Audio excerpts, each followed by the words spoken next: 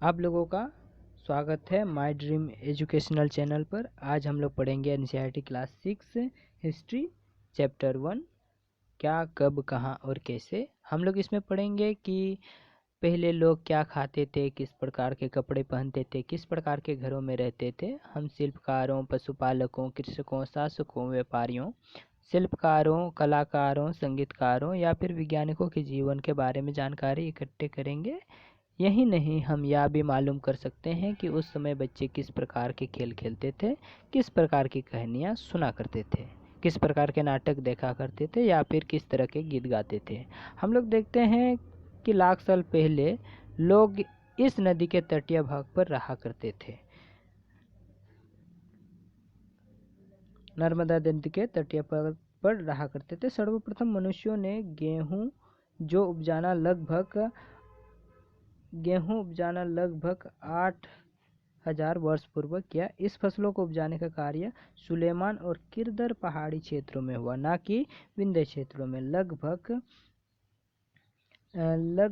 हम लोग देखते हैं कि इसको कैसे हटाएं।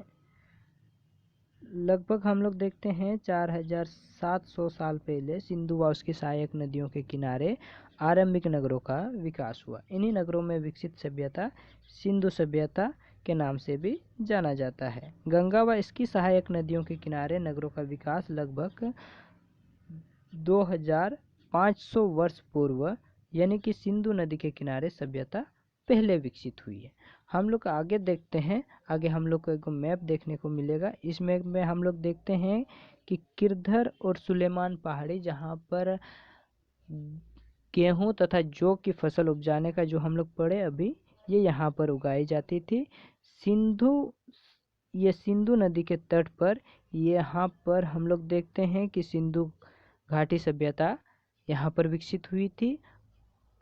गंगा हम लोग यहाँ पर देखते हैं कि गंगा के यहाँ पर हम लोग देखते हैं गंगा, जो कि यहाँ पर मगध नाम से जाना जाने वाला एक क्षेत्र है, यहाँ पर एक विकसित होती है। आगे हम लोग देखते हैं कि सोन नदी के आसपास के क्षेत्र प्राचीन काल में मगध कहलाता था। मगध प्राचीन काल का पहला बड़ा राज्य था। इसके साथ साथ बहुत सी शक्तिशाली राजा हुआ करते थे, जिन्होंने यहाँ पर एक विशाल राज्य भी स्थापित किया था। हम लोग देखते हैं कि भारत जो हमारा देश का नाम है, ये देश का नाम कैसे पड़ा। इंडिया शब्द इंडस से बना है, जिसे संस्कृत में सिंधु कहा जाता है। अपने एटलस ईरान और यूनान का पता लगाओ और देखिए कि ये है कहाँ। फिर हम लोग आगे देखते हैं कि करीब 2500 साल पहले उत्तर की ओर से आने वाले ईरानियों और यूनानियों ने कितने साल पहले 2500 साल पहले ईरानियों और यूनानियों ने सिंधु को हिंदुस अथवा इंदोस कहा है। इसी नदी के पूर्व में स्थित भूमि प्रदेश को इंडिया कहा जाता था, जो कि उत्तर पश्चिम में रहने वाले लोगों के एक समूह के लिए भारत शब्द का प्रयोग किया जाता था। इस शब्द का वर्णन संस्कृत के आरंभिक रचना ऋग्वेद में भी मिलती थी। इसी प्रयोग के बाद में देश के लिए होने लगा, भारत शब्द का देश के लिए फिर प्रयोग होने लगा। फिर आगे हम लोग देखते हैं पांडुलिपि का। पांडुलिपि ये हाथों से लिखी होने की वजह से पांडुलिपि कही जाती थी।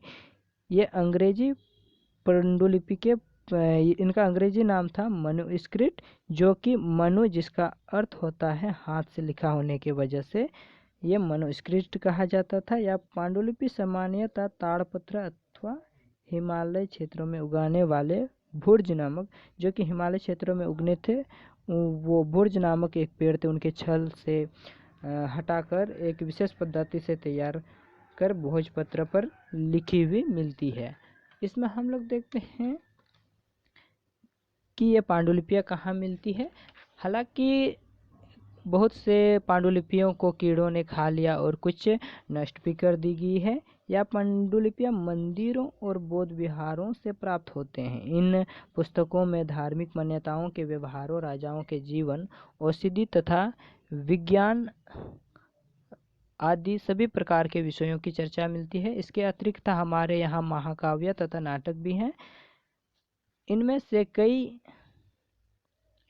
कई पांडुलिपियाँ संस्कृत में लिखे हुए हैं, जबकि अन्य प्राकृत और तमिल में है। प्राकृतिक भाषा का प्रयोग सामान्यतः लोग करते थे। अभिलेख में राजा, रानी व अन्य लोग जो अपना आदेश का विवरण कुछ किसी को बताना होता था तो वे अभिलेख में लिखवाते थे और लोगों को ये बताते थे कि उन्हें लोग देखकर पता लगाते थे कि क्या कहना चाहते हैं, क्या कहना नहीं चाहते हैं।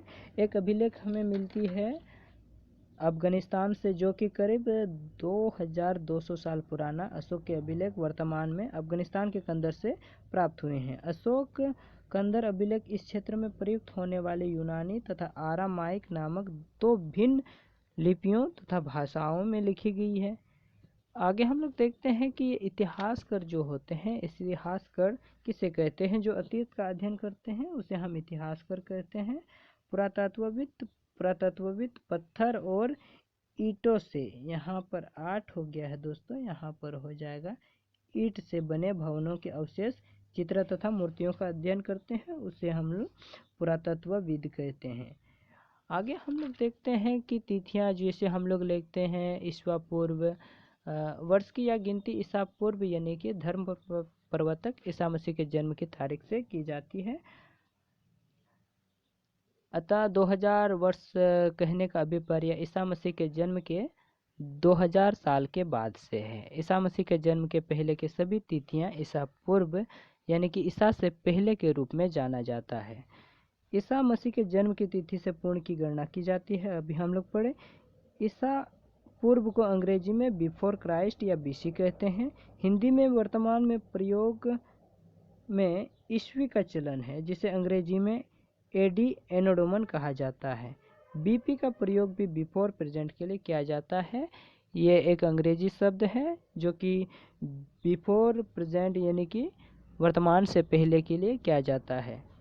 धन्यवाद दोस्तों, आप लोगों को कैसी लगी हमें कमेंट करके ज़रूर बताइए और हमारे YouTube channel my dream educational channel को सब्सक्राइब करना मत भूलिए।